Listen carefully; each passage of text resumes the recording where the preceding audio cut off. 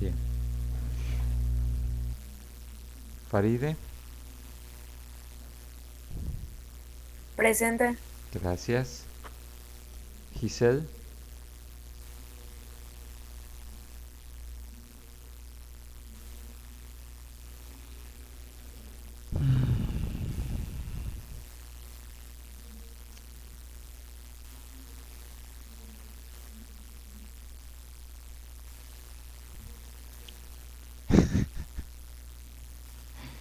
ay Dios mío. Voy a hacer que salgan de su hamaca a la mayoría de ustedes, ¿eh? Yosari,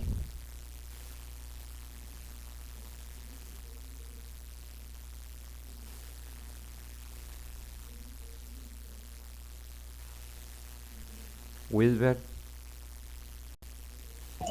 Presente. gracias. Juliet,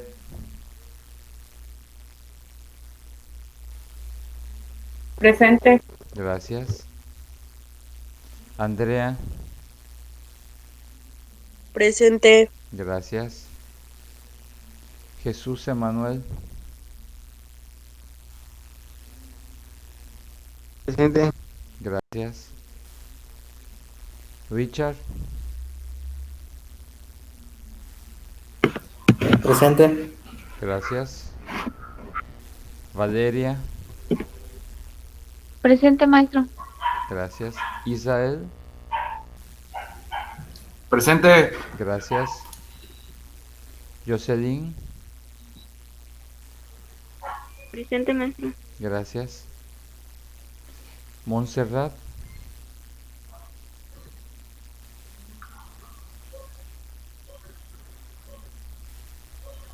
y Anabel. Ok, pues muy buenos días muchachos. El día de hoy lo que vamos a estar haciendo... Ah, bueno, muy bien. Sí, muy bien. Gracias Anabel. El día de hoy vamos a ver un nuevo tema, un nuevo teórico, ¿sí?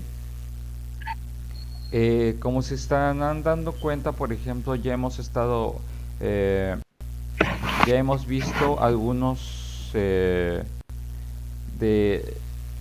los aspectos del desarrollo con respecto a lo que es la etapa de operaciones, la etapa preoperacional y operaciones concretas según Piaget. Hoy vamos a ver a un teórico diferente con un enfoque diferente, ¿sí? Vamos a estar trabajando hoy con lo que sería, por ejemplo, Erik Erikson. Creo que la mayoría de ustedes ya conocen a este teórico. ¿Ya han, ya han trabajado con este teórico, con Erik Erikson?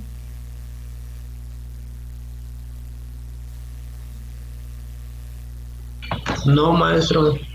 Ok, bueno, les voy a hacer es una pequeña reseña de Erik Erikson antes de que le demos la pauta a nuestro compañero Richard.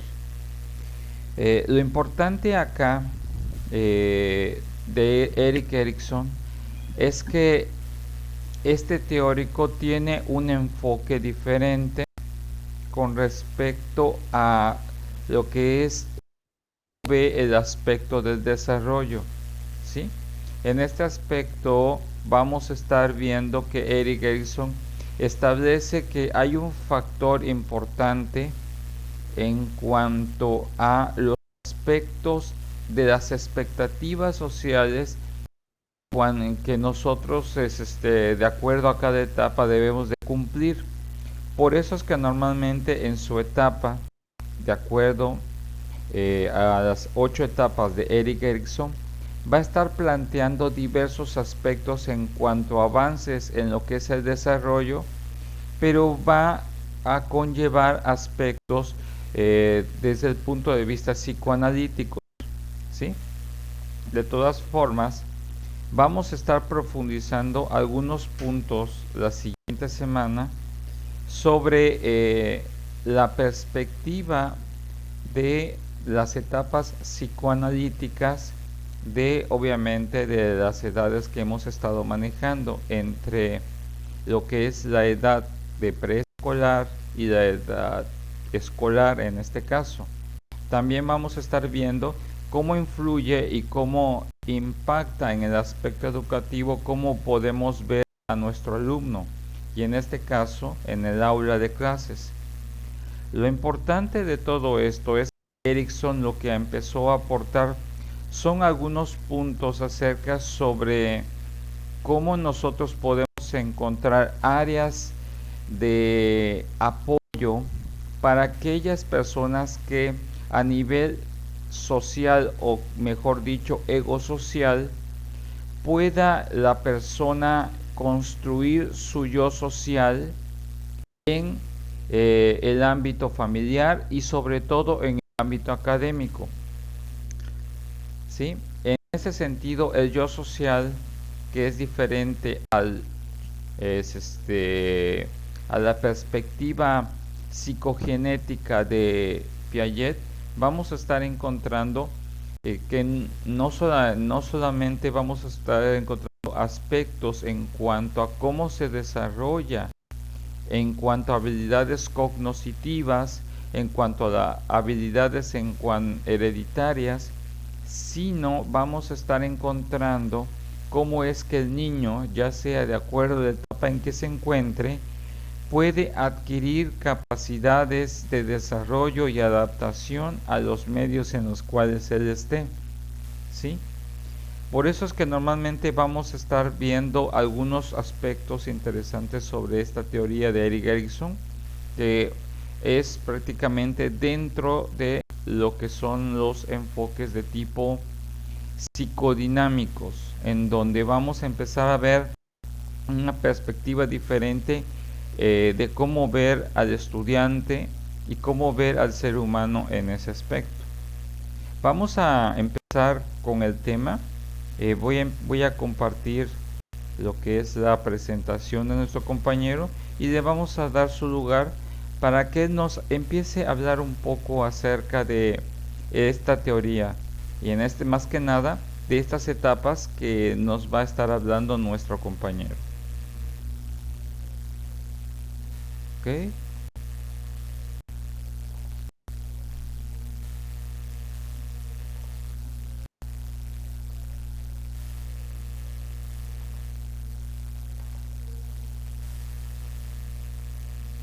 Muy bien. Adelante. Te escuchamos. Bueno, a mí me tocó exponer el tema de Erik Erikson y los dos temas que me tocaron son la iniciativa contra culpa y la laboriosidad contra inferioridad.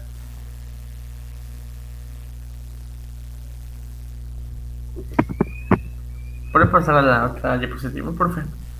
Uy. Vaya. Ok. ¿Sí?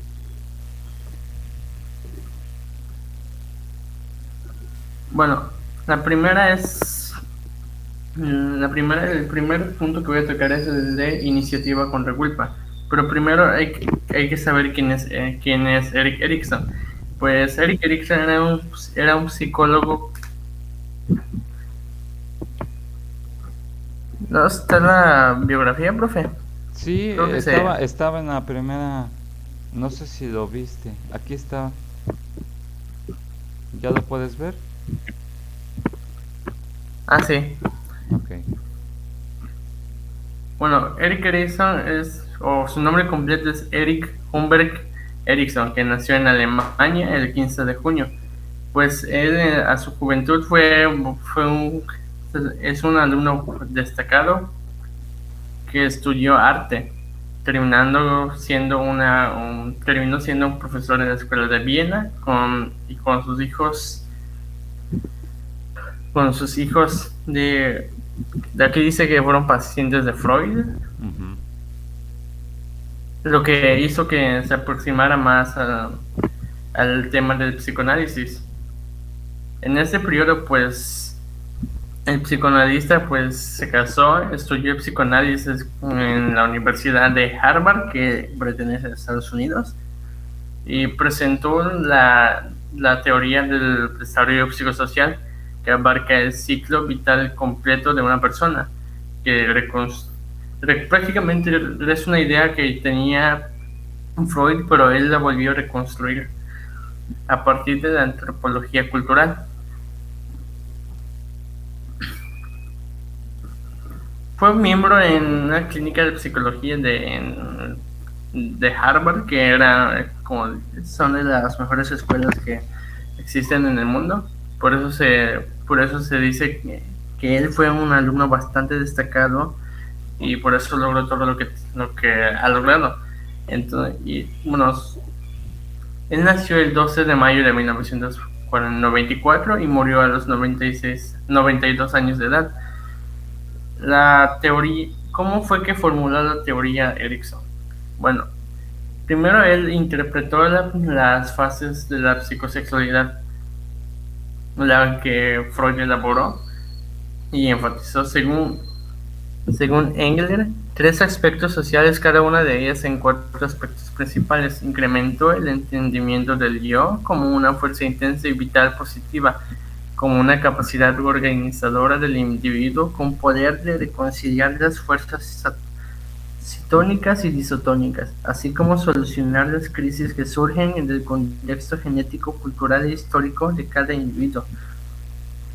Como mencioné hace rato, Erik Erikson tomó una teoría que tenía Freud, la reconstruyó, la adaptó a su punto de vista y por ello decirse que la mejoró y completó mucho más esta teoría de Freud. Y en su formulación de la teoría psicosocial, pues él destacó los aspectos que están marcados aquí. El primero es la diferencia individual. Dice, los individuos difieren en cuanto a las fuerzas internas. Hombres y mujeres presentan diferencias de la personalidad debidas a las diferencias biológicas. Creo que eso es un poco más fácil de entender. Lo que quiere decir es que cada persona tiene diferente actitud, diferente personalidad, sin importar que tengas ciertos rasgos físicos similares a otra persona, pero la actitud, la mentalidad son diferentes debido a la diferencia biológica que tenemos. La adaptación y ajustamiento.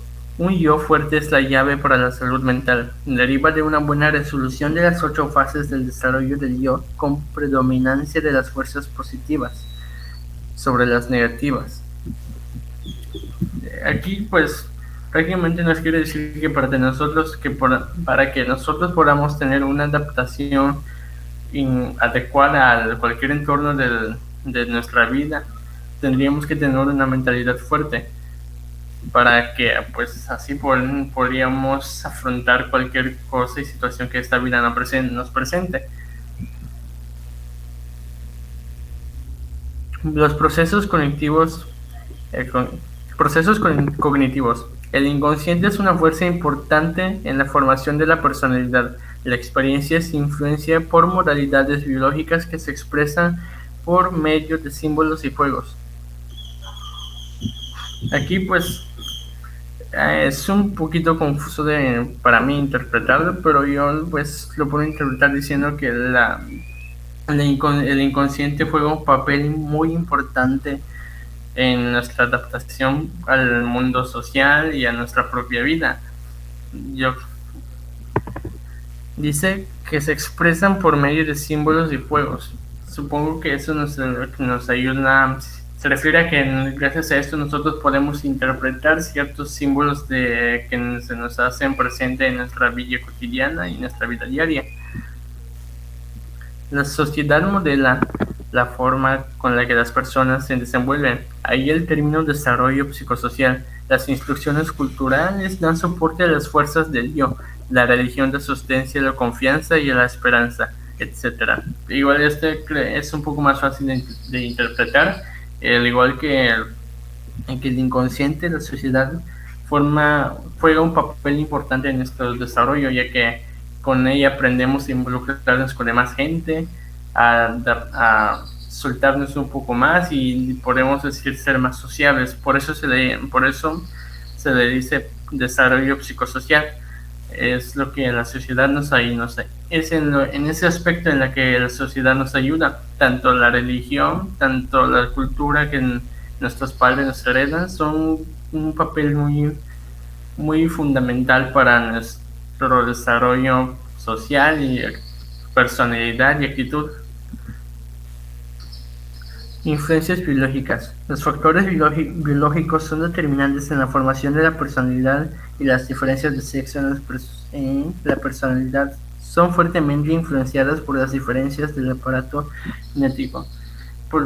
Bueno, este es el aspecto que nunca va a desaparecer, que siempre va a estar ahí y que siempre es el principal aspecto que nos define como somos, que es el aspecto biológico. Pues como mencioné hace rato, sin importar que físicamente te parezcas a una persona, gracias al aspecto biológico, pues cada quien tiene una actitud, una mentalidad y una forma de ser diferente. Y eso es debido a los genes que nosotros desarrollamos a lo largo de nuestra vida y de nuestro crecimiento. Muy bien. Ok, ¿alguna pregunta hasta este momento?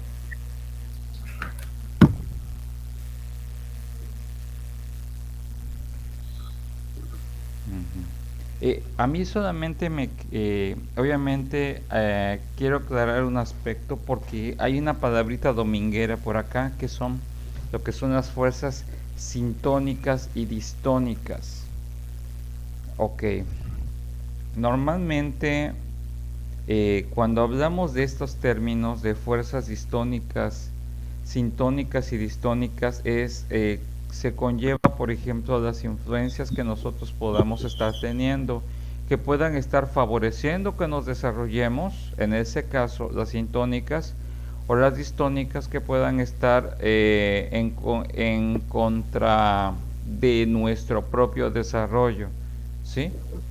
En ese aspecto, esas fuerzas, le llama Erik Erikson fuerzas, pero nosotros lo podemos conocer con otro nombre, como que son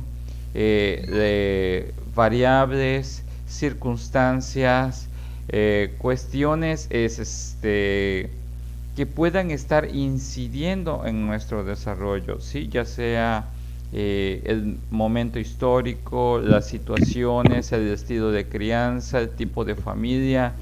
Esas pueden ser fuerzas tanto distónicas como sintónicas para que nosotros podamos desarrollarnos. Y en este caso, estas fuerzas sintónicas y distónicas son los que ayudan a solucionar lo que son las crisis. Y estas crisis son, sabemos de que siempre vamos a estar hablando de un ciclo vital.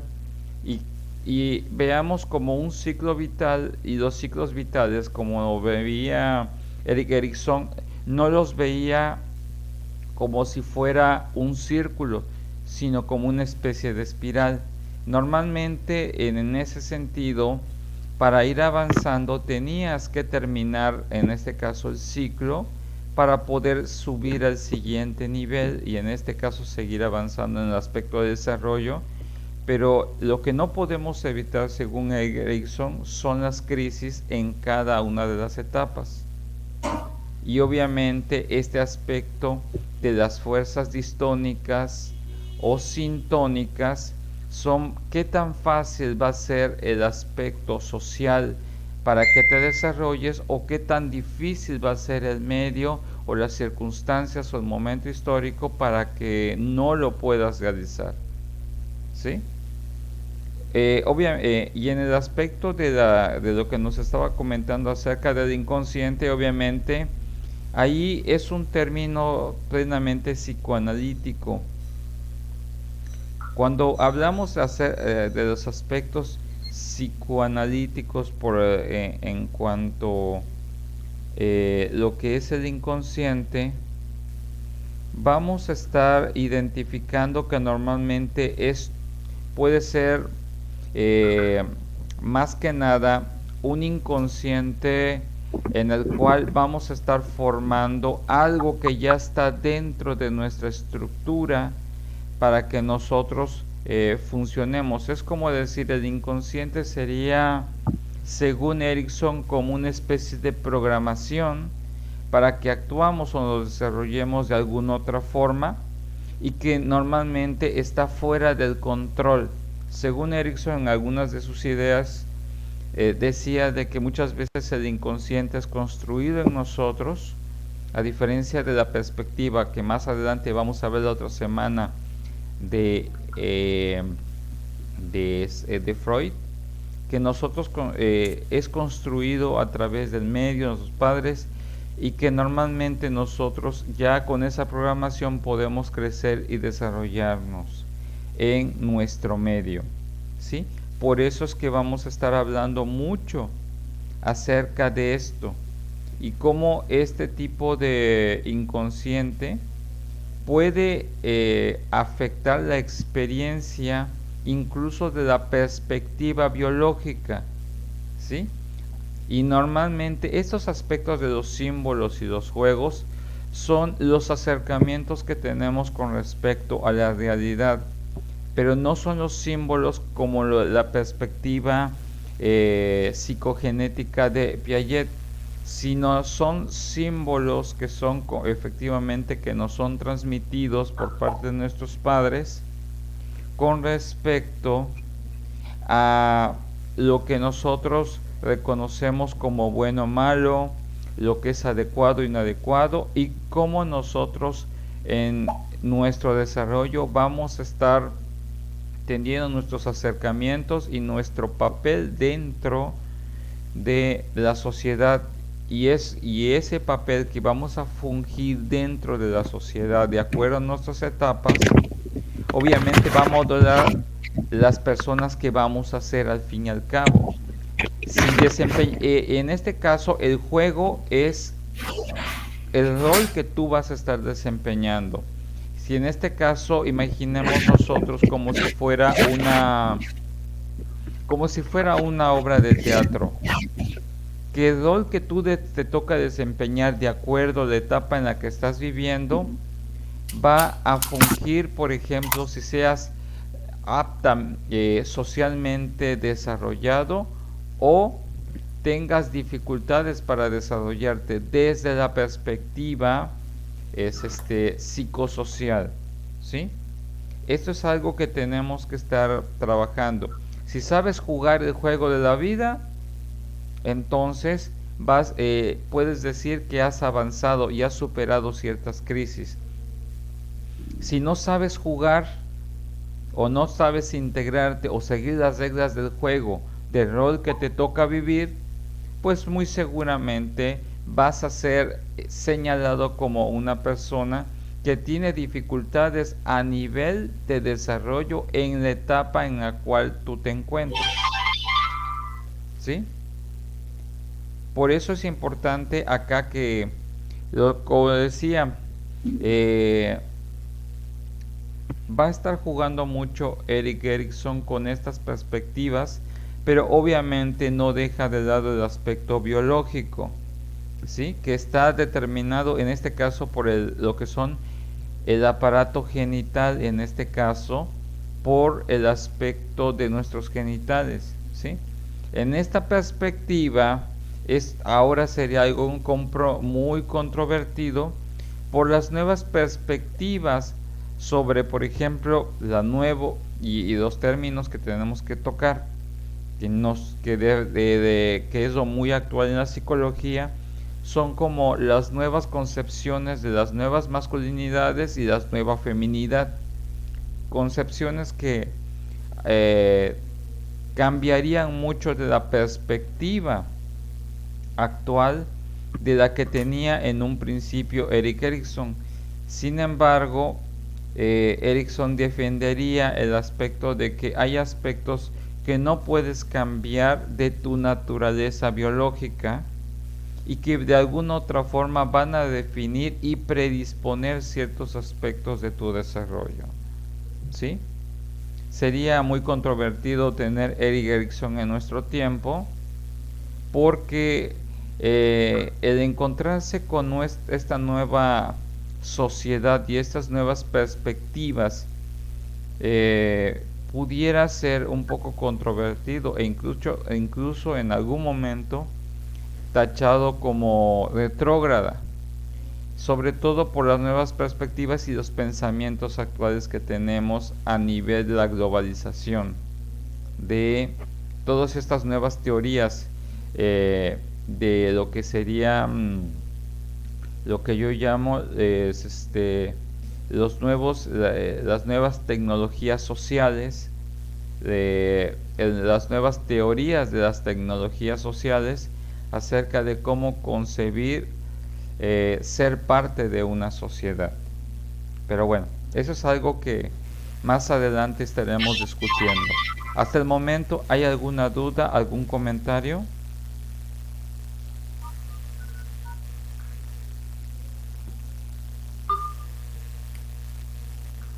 Sino para que nuestro compañero pueda continuar con su exposición.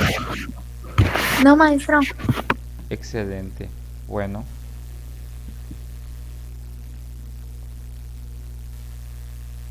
Bien. Adelante, Richard, te escuchamos. Bueno, entonces ahora tocamos el primer punto de Erik Erikson, de una de las teorías que él tenía. El primero es iniciativa versus culpa. El psicólogo Erik Erikson sostiene que los niños en la primera infancia pasan por una etapa de iniciativa contra culpa. Si al niño se le coloca un entorno donde él o ella puede explorar o tomar decisiones e iniciar actividades, se habrá logrado conseguir la iniciativa. Por otro lado, si el niño es puesto en un ambiente donde la iniciativa es reprimida o a través de la crítica y el control, él desarrolla un sentimiento de culpa. Creo que estos aspectos son fáciles de entender. La iniciativa es la capacidad que tiene una persona para afrontar y buscar diferentes soluciones a cualquier problema y situación que se le presente. Y igual que la culpa es algo natural que cualquier persona va a sentir al no lograr algo.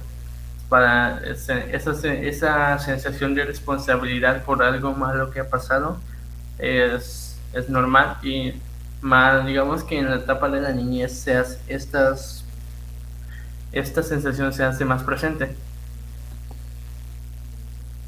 Se le considera a esta etapa una extensión de la segunda. La etapa de la iniciativa tiene lugar en la edad del fuego, en la que el niño desarrolla actividad, imaginación y es más enérgico y locuaz. Además, aprende a moverse de forma más libre y también más violenta. Se perfecciona su lenguaje, lo comprende mejor y constantemente está realizando preguntas, algo que contribuye a la expansión de la imaginación. Este aspecto de la iniciativa contra culpa se hace más presente, como dije, en la niñez, y mayormente cuando el niño va despertando sus capacidades de cognición. En este caso, pues el niño se vuelve más curioso, te empieza a preguntar un montón de cosas que muchas veces incluso nosotros no sabemos la respuesta. Y aún así, pues muchas veces los niños son capaces de sin que nosotros le demos una respuesta, pues ellos interpretan o buscan una respuesta a esa cuestión, y eso es la iniciativa. Y digamos que la iniciativa se hace más presente porque como se acaba de leer, los niños tienen más energía, tienen más ganas de hacer las cosas, son bastante traviesos y todo eso. Todo esto es lo que contribuye a crear un sentimiento de iniciativa, que posteriormente va a permitir que los niños alcancen una sensación de dominio, es decir, que se sientan capaces de realizar las cosas por sí solos. Entre los 3 y los 5 años, los niños son muy dominantes para mediatizar esto. Aparece el sentimiento de culpa. Hablamos de una época de moral y de ver. Se da entonces una crisis en la cual se produce un incremento de su sensación de ser el mismo como una solución a la misma. es más activo y provisto de un cierto accidente de energía que le permite descubrir de lo que es capaz de hacer. Como dije, esta parte de la niñez donde los niños pues se vuelven más curiosos, su actividad cognitiva se pone más activa, pues esto es un factor fundamental para desarrollar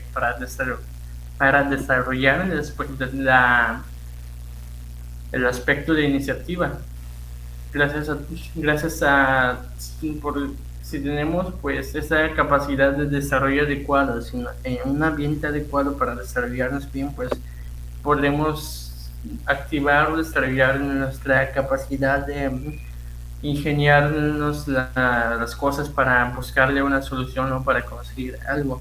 Y como dije, todo esto, lo de la energía que tiene un niño, la capacidad cognitiva, la curiosidad, pero sobre todo el espacio en donde él se desenvuelve, estos son factores importantes para que estos aspectos se activen. Al igual que con la culpa, pues esa es la etapa en la que pues la actividad moral o todo los valores que le es inculcado al niño se hace presente, y más que en el sentimiento de culpa, ya que de pequeño yo por mi parte he visto que muchos niños pues aunque no hayan hecho gran cosa o algo grave, pues sienten esa sensación de que hicieron algo muy malo. Esa es la capacidad moral que tienen los niños, y que en esa etapa los despiertan, y se puede decir que se hace más relevante y se hace más presente esa sensación. La intrusión en el espacio mediante una locomoción vigorosa, la intrusión del desconocido en lo desconocido por medio de una curiosidad grande, la intrusión en el campo perceptual de los demás y fantasías sexuales. Estos 4 puntos son aspectos pues que ayudan a despertar esas capacidades que cualquier persona podría tener, y que, como mencionamos hace rato, la curiosidad hace que pues nuestro cerebro se active más, y así al no encontrar una solución a la primera, pues la curiosidad nos hará ir más allá buscando otra solución, otro método, otra respuesta. Igual que el espacio en donde se desarrolla son factores fundamentales para el desarrollo en estas etapas y en estos aspectos. Y cuando me refiero al espacio, es, digamos, a la libertad que le dan al niño.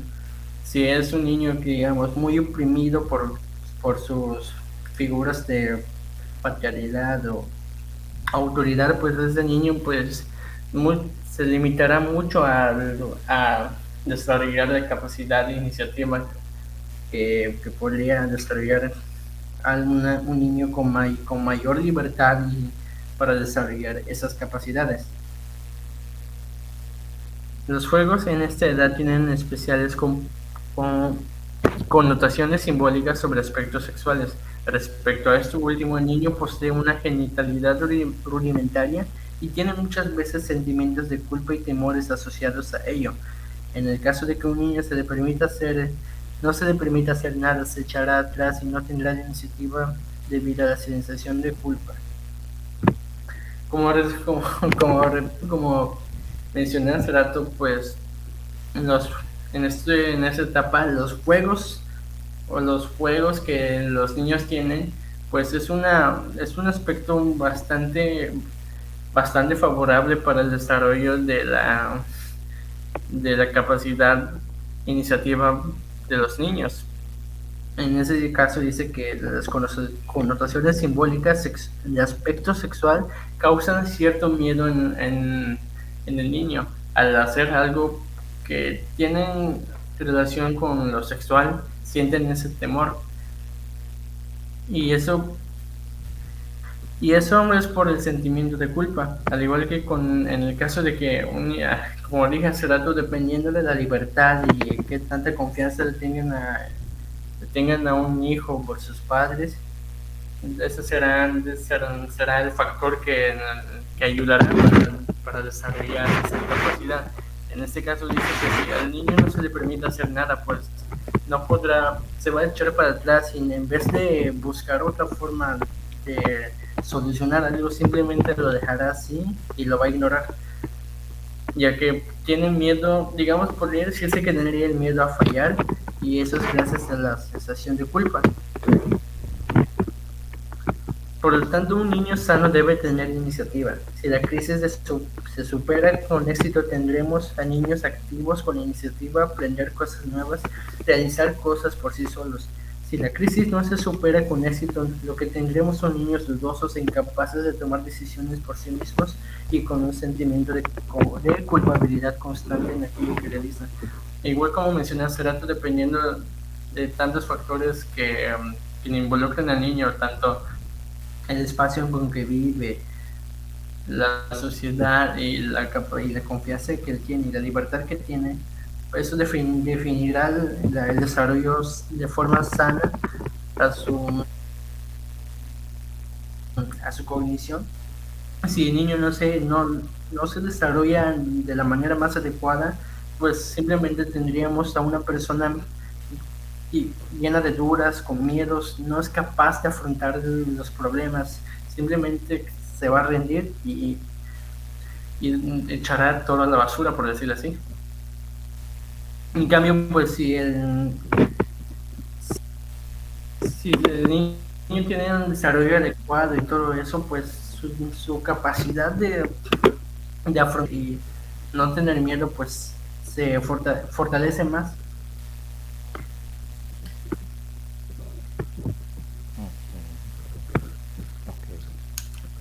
Pregunta para todos. ¿Qué entienden por el término la intrusión en el espacio mediante una locomoción vigorosa? A ver si están entendiendo. Voy a preguntar. A ver, ¿qué están entendiendo, compañeros?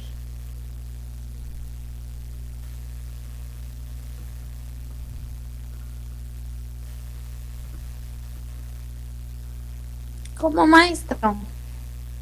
Su compañero acaba de explicar una de las partes de esta etapa, que dice que habla acerca de los aspectos de lo que es capaz de hacer alguien en esta etapa.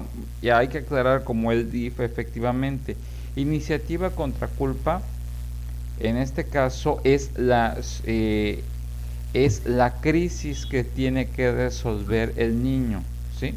Así se llama. No, en sí, esta etapa es, estamos hablando de la etapa 3 dentro de la clasificación de la fase de desarrollo psicosexual o egosocial de Erikson, ¿sí? Pero en este caso, la iniciativa contra culpa es la crisis. Es más famoso que todos hablen de la etapa, pero no es una etapa, sino una crisis. Pero ¿qué entienden con este aspecto que nos menciona su compañero acerca de la intrusión en el espacio mediante una locomoción vigorosa, de lo que supuestamente debería de ser capaz de hacer el niño? ¿Qué entienden por eso? ¿Lo están entendiendo? ¿Sí o no?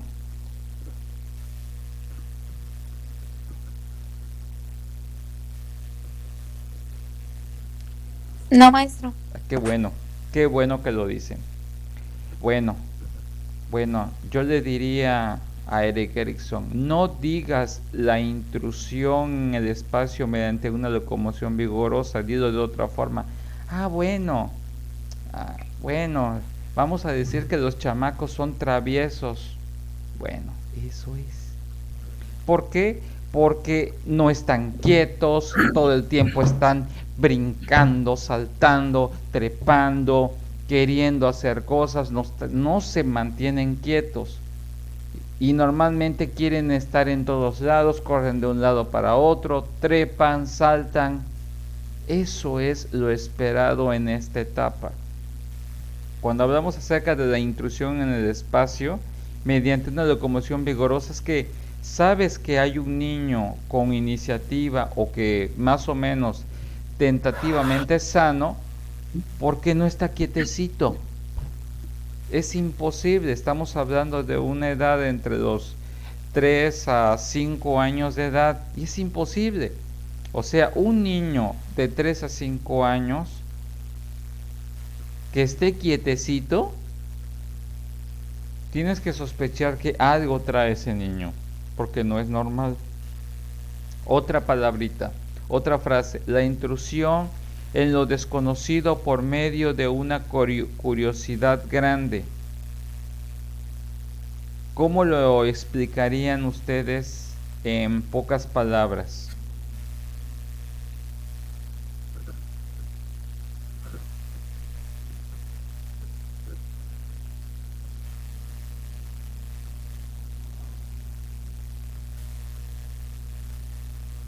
¿No es cuando empiezan a preguntar el porqué de las cosas?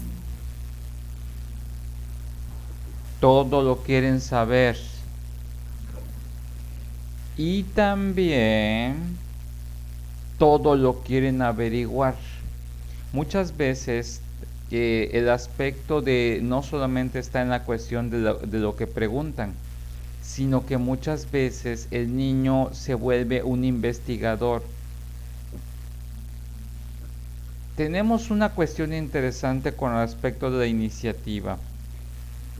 Tienen la iniciativa tanto para preguntar como para averiguar y comprobar las cosas que les dicen a ver si es cierto.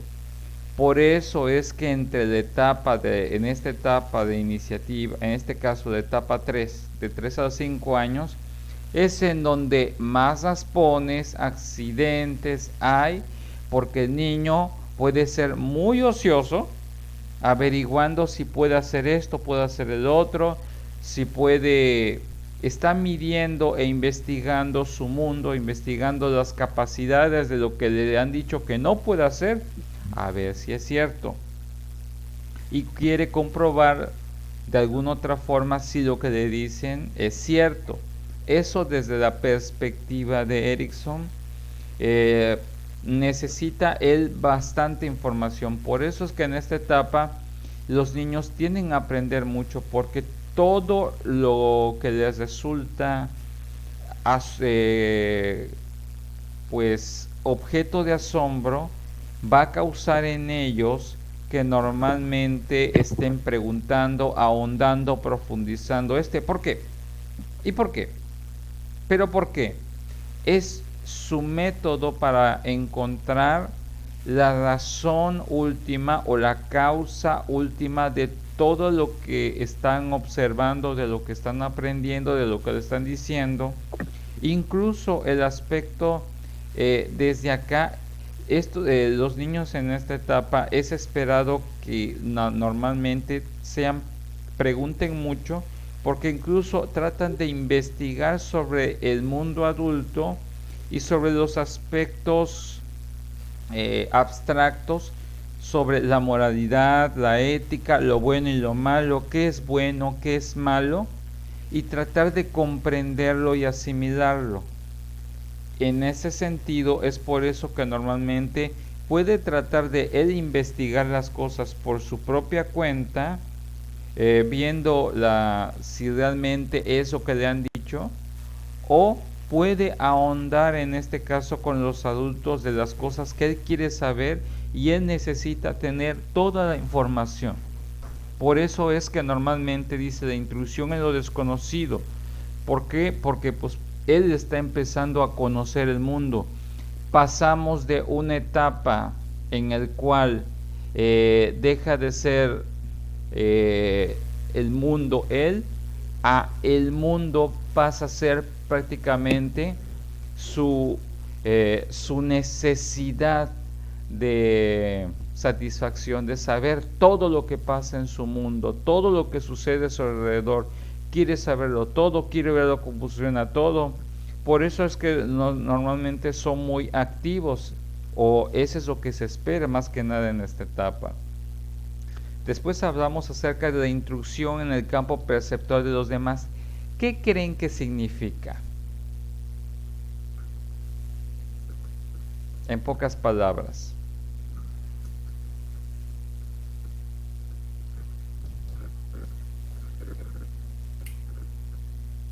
A alguien que lo intente, o si no empiezo a preguntar por orden de lista. Ustedes no participan mucho, ¿eh?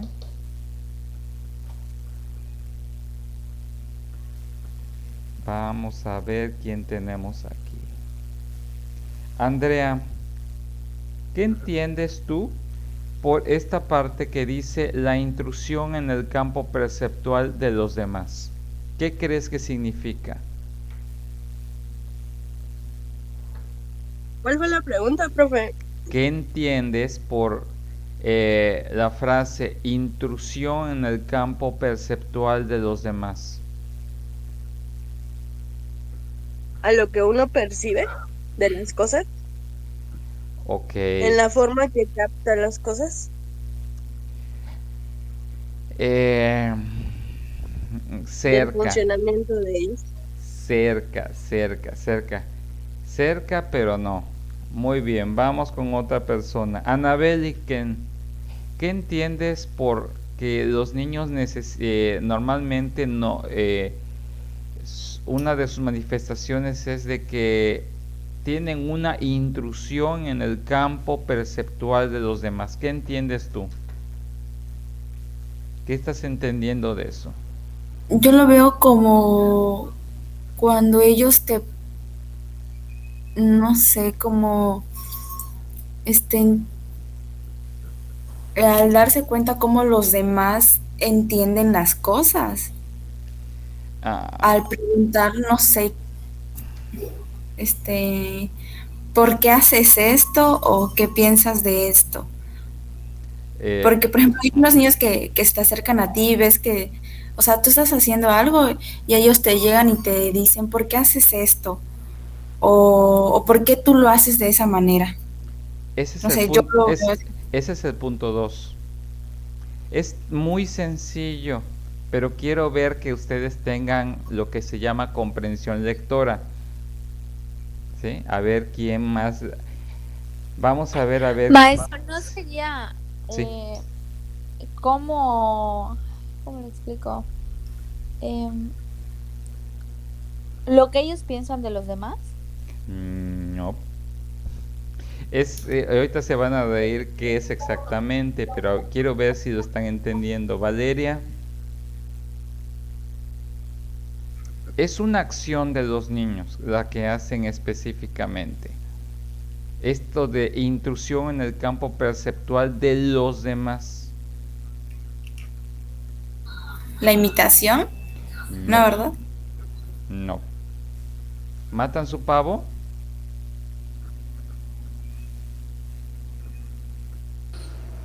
Sí, ¿qué es, maestro, entonces? Les encanta llamar la atención y ser el centro de atención. Eso es lo que significa intrusión en el campo perceptual de los demás. Ellos quieren ser los protagonistas de todo. Tenemos una característica de la iniciativa. No tienen inhibiciones para hacer lo que hacen. Pueden bailar por ejemplo, sin que les digas, pueden hacer esto, pueden hacer el otro, y mientras más los celebres lo que están haciendo, más lo hacen, porque hay una necesidad de la iniciativa de ser parte del centro de atención de los demás. ¿Por qué? Porque de ahí, recuerden lo que les había dicho, el niño está construyendo y trata de identificar cuál es su rol dentro del grupo social en el que se encuentre. Normalmente estos niños, por ejemplo, cuando se encuentran con sus iguales, siempre van a tratar de alguna otra forma de llamar la atención, ya sea de la maestra o de sus otros compañeros. Si tienen este aspecto de iniciativa, no les gusta pasar desapercibidos. ¿Sí? ¿Por qué? Porque normalmente es su forma de construir cuál es su rol. ¿Sí?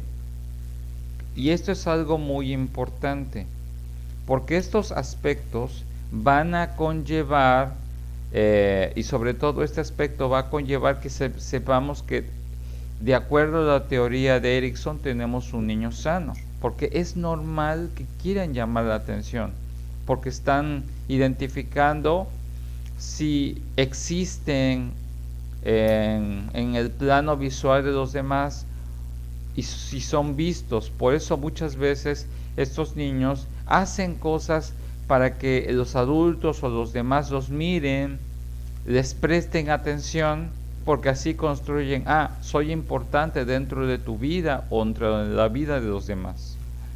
¿Sí? Por eso es que hablamos acerca de esto.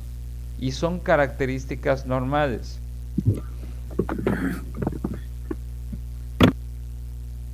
Cuando hablamos de fantasías sexuales, eso es algo que no sé si lo vas a aclarar, Richard, porque no es lo mismo que ustedes a esta edad escuchen la palabra fantasías sexuales a la edad de 3 a 5 años. ¿Puedes aclararnos un poco más este punto, Richard? Porque si no, la mente cochambrosa de muchos puede pensar cosas que no son. La verdad, ni yo lo entendí muy bien en ese aspecto, Ok, pero bien. Vuelvo a lo mismo. Roles.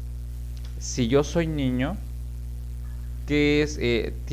Aquí vemos aspectos de qué es lo que yo hago de acuerdo a mi rol, ¿sí?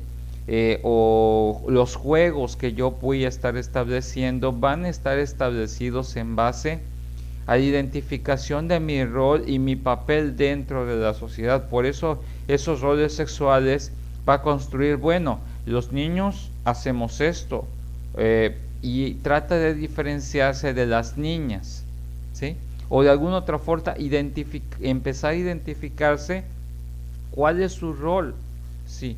En este sentido, no entendamos esas fantasías sexuales acerca de cómo se ve, o cómo más que nada, cómo él se ve como el papá, o la niña se ve con la mamá, o se ve como la maestra. En este aspecto, esas fantasías de cómo estar jugando con sus propios roles en cuanto a lo que desean ser, a lo que desean emular ser, y juegan con estos papeles, que juegan ser con el señor de la basura, juegan a hacer esto. Muchas veces estas fantasías sexuales no las podemos entender desde el punto de vista de Freud, sino dentro del punto de vista de Erikson. Sí hay una carga sexual, pero no en el aspecto más bien psicoanalítico, sino más bien de tipo egosocial. ¿Cuál es mi rol? ¿Cuál es mi papel?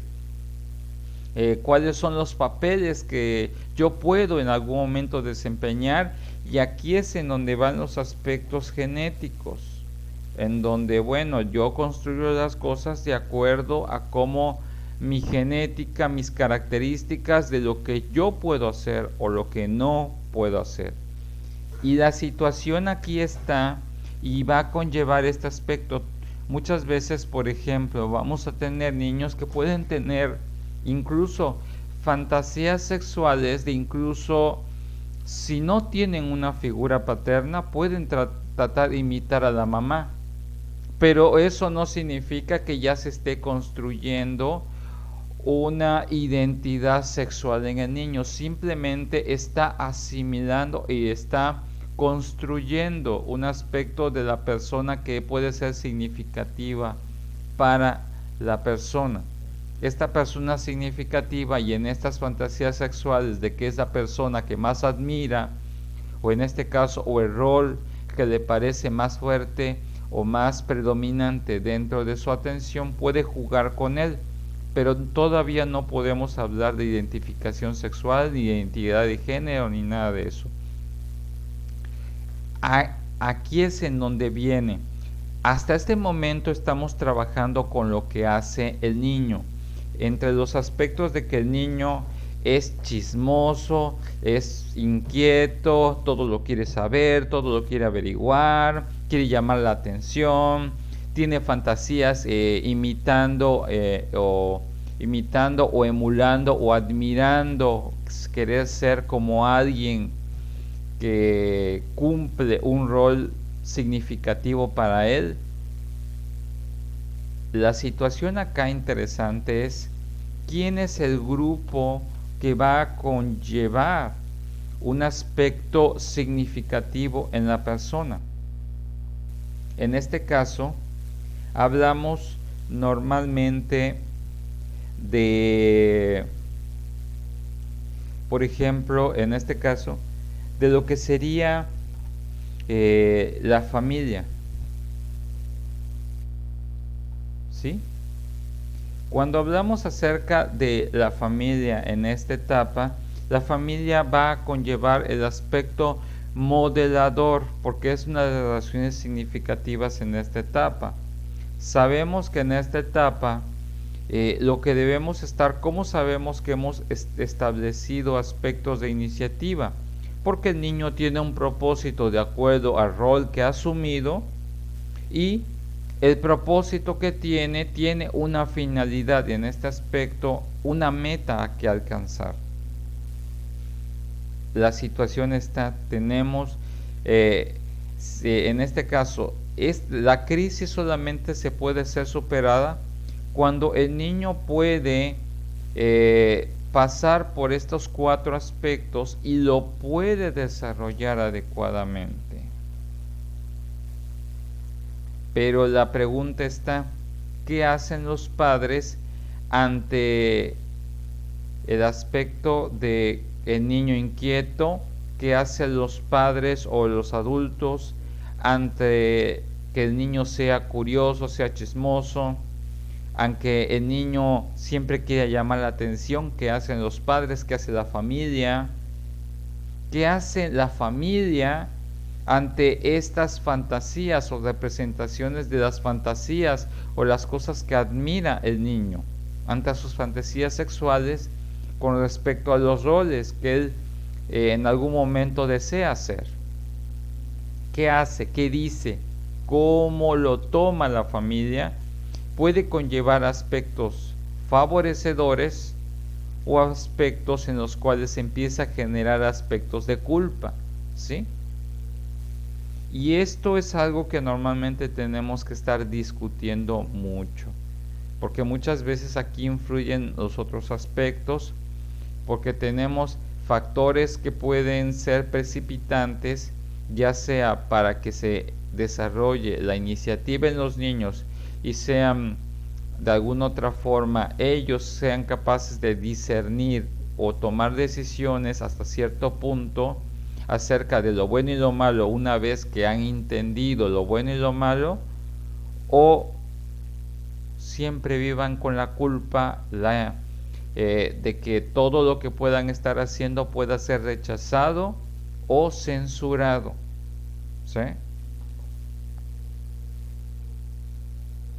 ¿Ok? Háblanos acerca de esta diapositiva,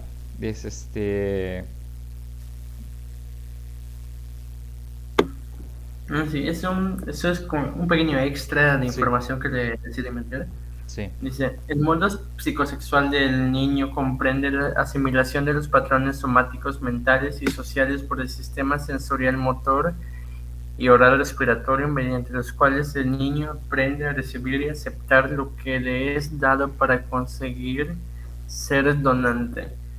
Pues en este punto pues se refiere a que nuestros sentidos son un factor fundamental para aprender a recibir y dar cosas, no en el hecho de que, no en el sentido biológico, sino más en el sentido moral en el caso de los niños, pues aprendes a prestar un juguete, a convivir más con una persona, o aquí en el caso dice que logras, consigues ser donante. Eso se refiere a que pues tienes esa capacidad moral de ayudar a una persona. La confianza básica como la confianza básica como fuerza fundamental de esta etapa nace de la certeza interior de la sensación de bienestar en lo físico, en el sistema digestivo, respiratorio y circulatorio, en el psíquico, ser acogido y amado, que nace de la uniformidad, fidelidad y la capacidad de establecer del abastecimiento, de la alimentación, atención y afecto proporcionados principalmente por la madre. Como mencioné hace rato, pues nuestro desarrollo personal, característico y emocional depende mucho del entorno en donde vivamos y cómo convivamos con las personas, y también depende de nuestra salud. Como en cualquier situación, prácticamente una buena salud, una buena alimentación, salud, condición física adecuada conlleva pues a tener conlleva tener una fortaleza mental, sentimental y emocional muy fuerte. La desconfianza aquí, pues prácticamente lo que puedo notar es que lo biológico es un aspecto muy importante igual para esto. Podríamos decir que se podría pensar que el desarrollo físico, emocional, o en este caso la capacidad de iniciativa, solo dependa de algo como más o menos sentimental o mental, dependiendo de la fortaleza de la mente.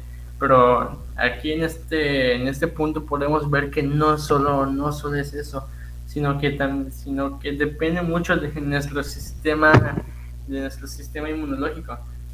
Y aquí dice que el sistema digestivo y respiratorio y circulatorio pues son una parte fundamental para el desarrollo de esa fortaleza emocional. Aunque la verdad, y para mí es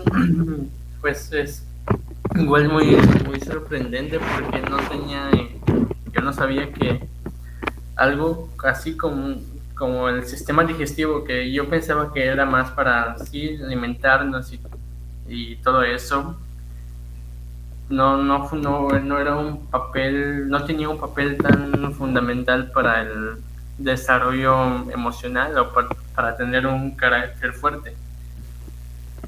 Y eso es lo que nos resalta este pequeño punto, que no solo es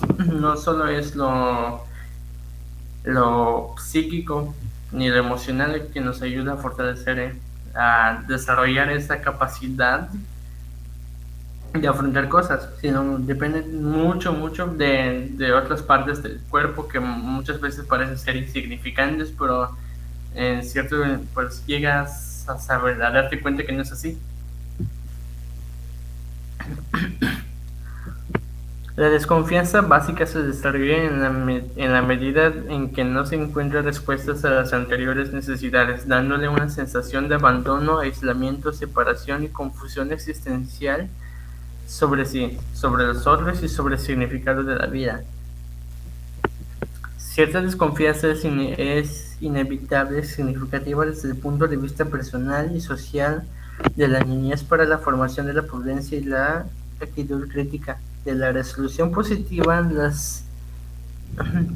La antítesis de la confianza versus desconfianza emergen en la esperanza como sentido y significado para la continuidad de la vida. Igual como dije hace rato, pues la fortaleza y la sensación de culpa, pues igual dependiendo de todos esos factores que ya se mencionó, van a definir qué tanto vamos a sentir ese miedo, esa desconfianza, que tarde o temprano es normal que siempre se sienta miedo, pero si durante nuestra niñez no tenemos un desarrollo adecuado, nuestro ambiente no es el mejor para lograrlo, obviamente que a lo largo de nuestro crecimiento pues esa sensación de desconfianza, de miedo se volverá más grande, y eso pues será un gran obstáculo para ti, que no vas a lograr cosas que tú tienes porque tienes miedo a fracasar, desconfías de ti mismo y no tienes la fortaleza para buscarle una solución a ese problema. Y de igual forma, pues, podemos decir que de cierto modo, pues tú no le llegas a encontrar el significado a la vida, porque tú no tienes esa fortaleza para superar esa prueba, sino tú solamente tienes ese miedo, esa culpa, y eso pues te hace, prácticamente nos hace perder el sentido a la vida, y eso es digamos que sería lo grave en este aspecto. Sí. Creo que hay un aspecto... Sí, ibas a comentar algo más, pero... Iba a leer la última parte, dice donde la esperanza. Perfecto, adelante. Dice, esta fuerza de la esperanza es el fundamento ontogénico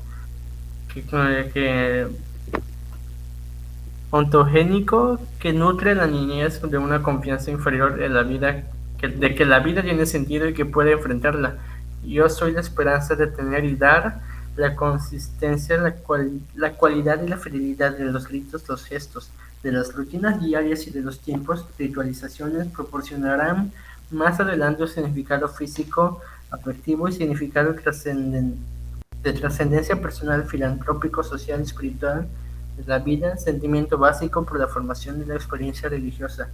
Igual, pues, prácticamente es lo mismo que mencioné, dependiendo del ambiente y tu desarrollo, pues tú vas o desarrollas más sensación de culpa o desarrollas más sensación de iniciativa. Y aquí pues dice que en esta la ventaja de desarrollar esa gran fortaleza y esa iniciativa, pues es que prácticamente tú te vuelves, ¿cómo puedo decir esto? Tú te vuelves tu propia esperanza o tu propio instrumento para avanzar y lograr cosas. Eres ese objeto o esa ayuda que necesitas para lograr cosas. Por eso tú te generas tu esperanza, tú eres tu misma esperanza. Eso es lo que pues llego a entender de esto. Para lograr esto es una pregunta que a veces hay que trabajar con los padres. Estamos formando niños, o en este caso también como docentes, como auxiliares, como psicólogos en educación. Estamos formando niños en base a lo que creemos que deben ser en esta etapa, o estamos aceptando a los niños como son. Aquí lo interesante con la iniciativa contra culpa, que les va a ayudar a poder medir si se está creando el propósito y la finalidad en esta etapa, es: ¿acepto al niño por lo que es y cómo es, o no lo acepto? Porque eso va a definir mucho el aspecto. Muchas veces los niños que generan aspectos de culpa es porque muchas veces cuando le dices a un niño, es que eso que estás haciendo está mal, en la psique, y en este caso, y en la estructura del pensamiento, y en la estructura de la interpretación del niño, cuando tú le dices, eso que haces está mal, él lo entiende de esta forma. Eso que hiciste es una manifestación de que tú estás mal. Y en este aspecto, ese rechazo es la censura para cómo es el niño y cómo se desenvuelve el niño y lo que es el niño, lo que puede conllevar aspectos de culpa. ¿Qué significa? ¿Puedes culpar al niño por ser niño? Estamos en una sociedad en la que culpamos a los niños por ser niños y por desarrollarse de acuerdo a su edad. ¿O estamos generando niños que sientan constante culpa y por lo cual no puedan terminar de desarrollar quién ellos son totalmente. Esto va a tener repercusiones, obviamente, para las siguientes etapas, ¿sí?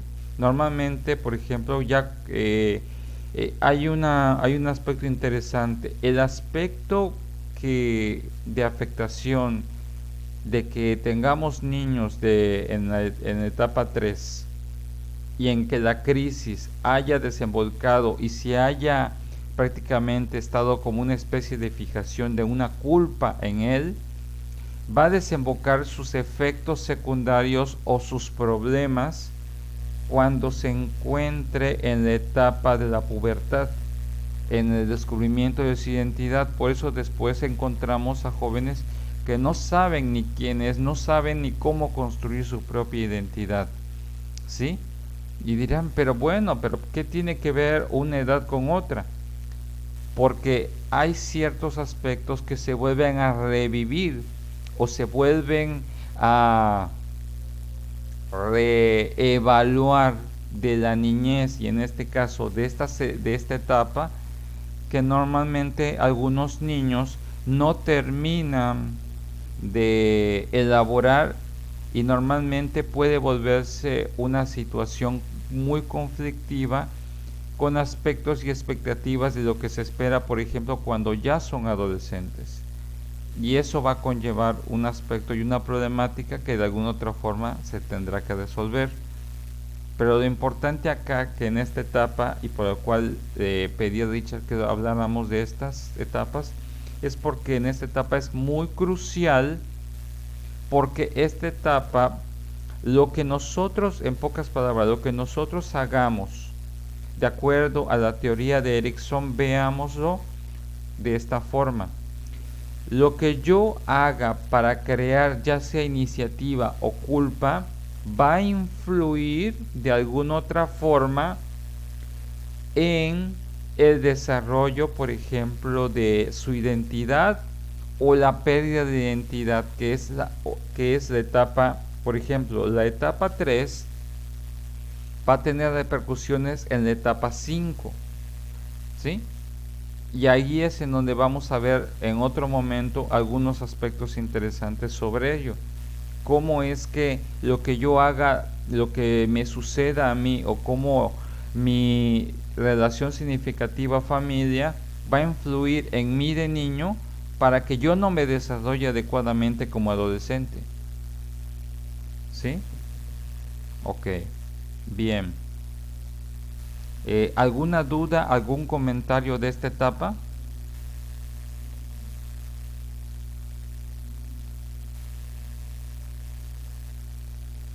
De los demás de la clase. Maestro, yo tengo una duda. Sí. Por ejemplo, Sí. respecto a lo que dijo de que se le dice a los niños que tal cosa está mal, ¿no? De lo que hacen. Entonces, en sí no estaría mal llamarles la atención, pero es en cómo se dice, ¿no? Efectivamente. Cómo les decimos las cosas, o sea, tratar de no hacerlos sentir culpables. Así es, exactamente. Es que no es lo que dices, es cómo lo dices, cómo lo van a interpretar. Y efectivamente eso es cierto, y eso es muy crucial, porque muchas veces tenemos padres de que solo se fundamentan, es que solamente le dije, y a lo mejor efectivamente lo que le dijo estaba bien, lo que estuvo mal es la forma. Y es ahí donde en un ámbito escolar también trabajamos con los maestros, porque muchas veces no es lo que dice el maestro el problema, que a lo mejor esté correcto, esté adecuado.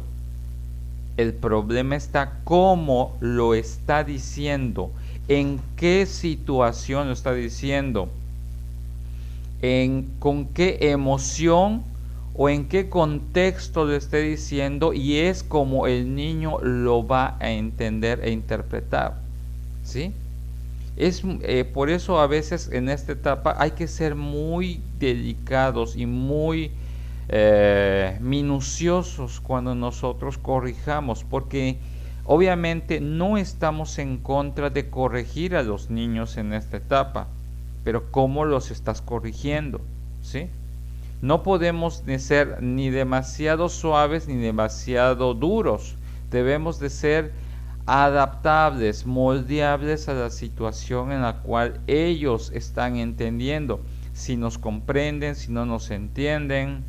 Porque muchas veces efectivamente los niños no van a interpretar esa censura acerca de algo que hicieron como que está mal lo que hicieron, sino que por el hecho de ser ellos están mal ellos. Y ese rechazo lo toman personal, lo toman para sí. Por eso normalmente en esta etapa tienden a ser muy aprensivos con respecto a que no los dejemos ser. Por eso muchas veces el hecho de que las expresiones de los niños siendo niños, si las tratamos de censurar y tenemos padres que quieren tener niños modelo y son muy censuradores, obviamente vamos a generar niños con mucha culpa, porque se sienten culpa de estos deseos de ser alguien, esos deseos sexuales. Incluso, por ejemplo, en esta etapa, el hecho de reconocer algunas cosas, aspectos de los demás y todo eso, si son malinterpretados por los adultos, obviamente el hecho es que el niño muchas veces pueda entender de que lo que el niño hace o piensa está totalmente mal. Y no solamente eso, sino que siente que es rechazado. Aquí la cuestión interesante de esta etapa es que el niño rechazado de esta etapa va a crear en su psique muchas dificultades. ¿Por qué? Porque normalmente se pueden sentir frustrados, sobre todo por la situación de la crítica. Pero la crítica no es el problema. No es lo mismo la crítica por ser niños a la orientación para evitar que cometan errores y entiendan mejor cómo es que funcionan las cosas en este mundo, ¿sí? Es la manera en que nosotros estamos dando la información, la emocionalidad en cual estamos transmitiendo la información y el contexto en el cual lo estamos haciendo, ¿sí? Por eso todo esto que estamos comentando, normalmente por eso en las escuelas de preescolar debería de haber un psicólogo especializado para incluso trabajar adecuadamente en esos aspectos, tanto para orientar a padres como para orientar a los maestros en ciertos aspectos, porque muchas veces se repiten y se perpetúan patrones, se perpetúan concepciones equivocadas con respecto a la niñez y queremos soldaditos o estamos por el otro lado permitiendo que sean una bola de salvajes, ¿sí? Porque todo tiene que tener una justa medida, una adecuación, tenemos que crear el aspecto de qué es lo que queremos lograr en los niños, ¿sí? Queremos que que tengan iniciativa, que tengan la capacidad de investigar, que tengan la capacidad de explorar su mundo a través de reconocer las capacidades que ellos tienen para hacer ciertas actividades, de conocer, por ejemplo, qué tan ágiles o hasta dónde llegan sus propias capacidades, para que empiecen a conocerse a ellos mismos, para que también empiecen a conocer, por ejemplo, el mundo, y puedan reconocerlo y aprenderlo adecuadamente. Muchas veces van a tener muchas preguntas sobre sexualidad, van a tener muchas preguntas sobre cuestiones que a lo mejor a nosotros todavía nos cuesta trabajo hablar como adultos. Pero ¿cómo es que estamos dando de información? Se las ocultamos, censuramos la información, no dejamos que el niño avance en este conocimiento del mundo y lo hacemos sentir culpable por las preguntas que nos hacen. ¿Qué hacemos cuando tenemos a un niño que busca llamar la atención? Lo censuramos, le damos un lugar, lo exaltamos demasiado. Tenemos que tener mucho cuidado con esta etapa, porque obviamente yo siempre he dicho, los preescolares de ahora van a ser los adolescentes exitosos del mañana o los traumados en su etapa adolescente, porque después tenemos muchos niños traumados por aspectos de culpas, por aspectos de tabús, por aspectos de cosas que normalmente no les permiten desarrollarse. ¿Sí? ¿Algún comentario con respecto a este tema? Maestro, ¿de qué edad a qué edad es cuando comienza esta crisis? La mencionó, 3 pero... a 5 años. 5 años. De 3 a 5, de 5 años, de 3 a 5 años, algunos de 3 a 6 años, más o menos, es de etapa. Porque es de etapa en la cual están en preescolar. Y ya ven que ahora entran a preescolar a los 3 años. Algunos y otros entran a los 4. Sí, más o menos, son como 3 años que van a estar como en esta etapa antes de que entren y es la etapa 3. Recuerden, iniciativa de contraculpa es la crisis. Estamos en el estadio o la etapa 3 de acuerdo a Erikson. ¿Sí? Para que no se confundan. ¿Sí? Obviamente la resolución de la etapa 3 va a ser que los niños hayan generado aspectos de iniciativa psicocorporal, cognitiva, a nivel de la construcción de su yo o su ego, y sobre todo ante la construcción de los aspectos aspiracionales con respecto a su propio género o a cómo se identifican ellos. ¿Algún otro comentario? ¿Alguna otra duda? Profe, yo digo que cuando regañas a un niño, le tienes que explicarle la razón de por qué lo regañaste. Así para es. Que el niño pueda entender y razonar sus acciones. Sí. Sí, yo digo que sería la manera correcta. Así es. Pero lo importante acá es el problema el problema es qué pasa con el adulto o la familia con su propio manejo de la transmisión de la información. ¿Le estamos dando un mensaje contradictorio? Porque muchas veces el problema lo tienen no los niños, lo tienen los padres, tienen los tíos, los abuelos, los hermanos mayores, que están dando mensajes contradictorios o mensajes difíciles de entender, porque muchos niños entienden. Tú los puedes explicar, pero ¿cómo se los estás explicando?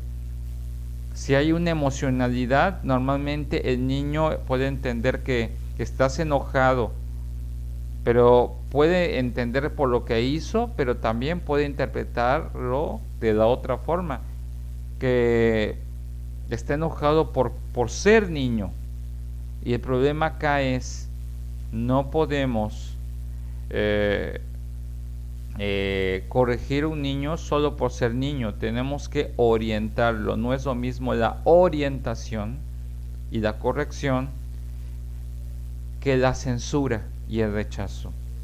Y muchos niños se sienten rechazados y censurados. Y ese es el aspecto que hay que estar cuidando, y es un aspecto de orientación para los padres acerca de cómo lo hacen.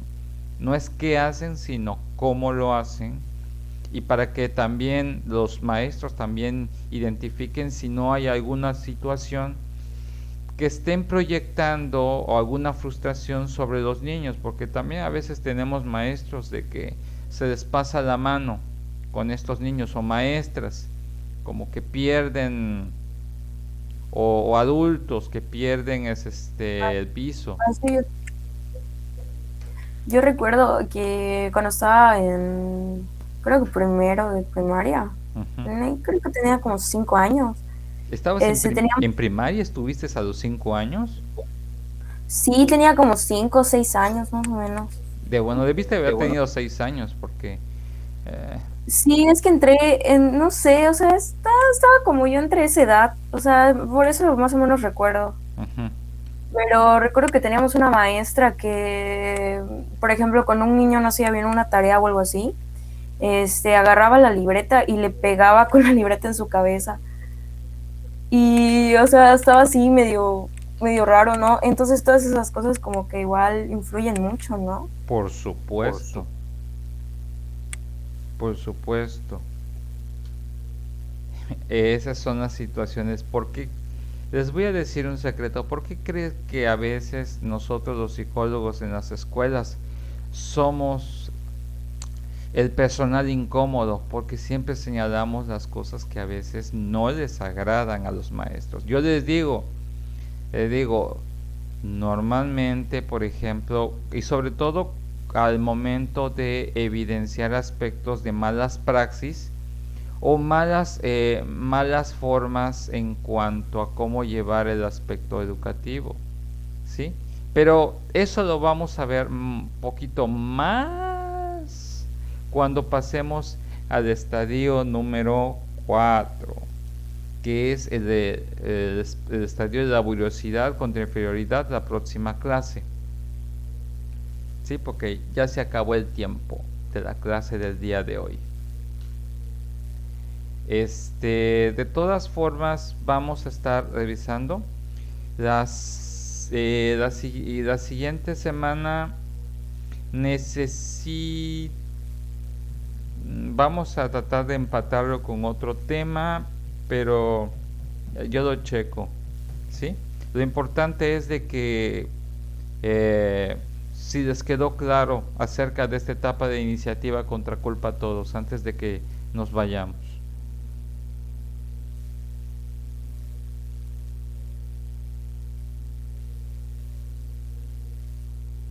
¿Cómo quedamos? ¿Sí se quedó comprendido esta crisis o la etapa 3? Sí, maestro. Bueno, por mi parte sí. Ok, bueno. La siguiente semana vamos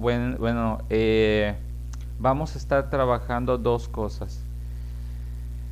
La siguiente semana vamos a terminar con nuestro compañero Richard sobre este tema de laboriosidad contra inferioridad